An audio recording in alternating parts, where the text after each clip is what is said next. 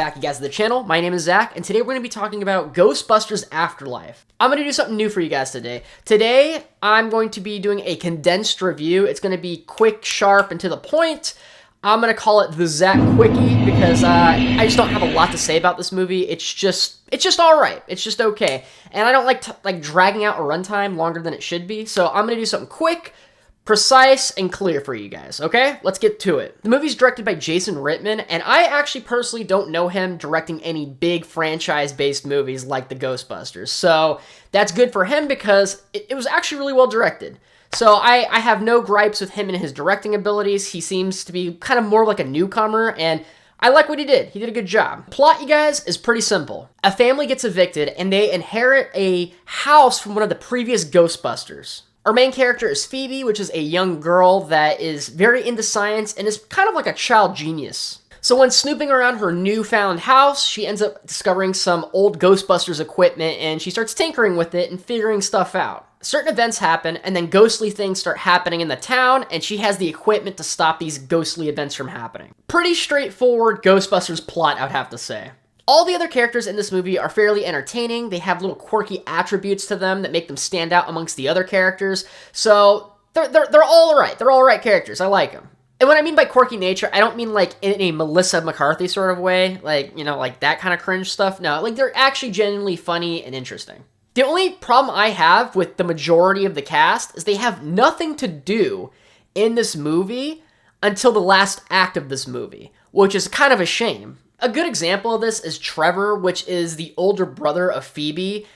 He has nothing to do in this movie until the very end act. He's just working at a diner until the end, and that's about it. He's kind of funny, he's quirky, he has his little, you know, personality and stuff like that, but he's literally working at a diner until the end of the movie. So it's kind of like, that happens a lot with a lot of the other characters. One of the big reasons for this problem is the long setup for this movie. The movie setup takes forever. I've gotten into the habit of counting down, you know, when the movie actually starts, if that makes any sense, like when the plot actually gets rolling.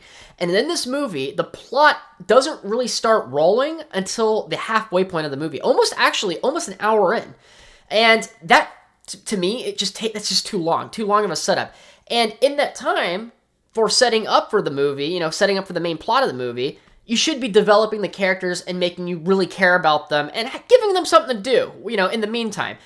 I feel as though they didn't really achieve that in this movie. You know what I mean? Like, just because some characters are funny and they're quirky and they're kind of interesting, if they don't have anything to do in the movie, that doesn't really make me care about them all that much narratively. You know, it's like, oh, a character that doesn't really matter dies in a movie or, you know, something happens to him. You know, cool beans, whatever, I don't care. Because, like, what was I really watching them for in the first place? Paul Rudd is an exception to this because he basically carries the movie on his back, you know, with his sense of humor and comedy, and he really brings a lot of laughter into the movie that wouldn't be there if he wasn't there. He plays like a really jaded teacher where he's not like mean or anything, but he just doesn't like the school system that much, and he kind of hand waves a lot of the bullshit in the school system.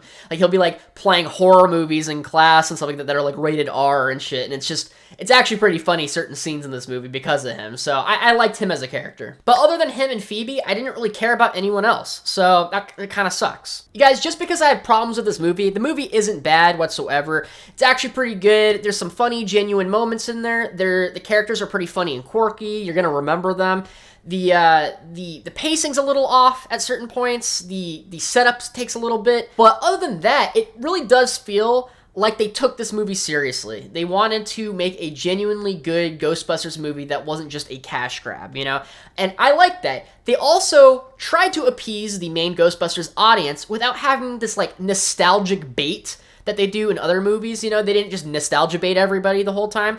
They actually put new stuff in there that would appease a new audience, and they also put old stuff in there that isn't technically nostalgia bait, but it will definitely appease the main audience and make them feel at home. So I like this movie. This movie is good. It wasn't great. I'll go ahead and give this movie a C+.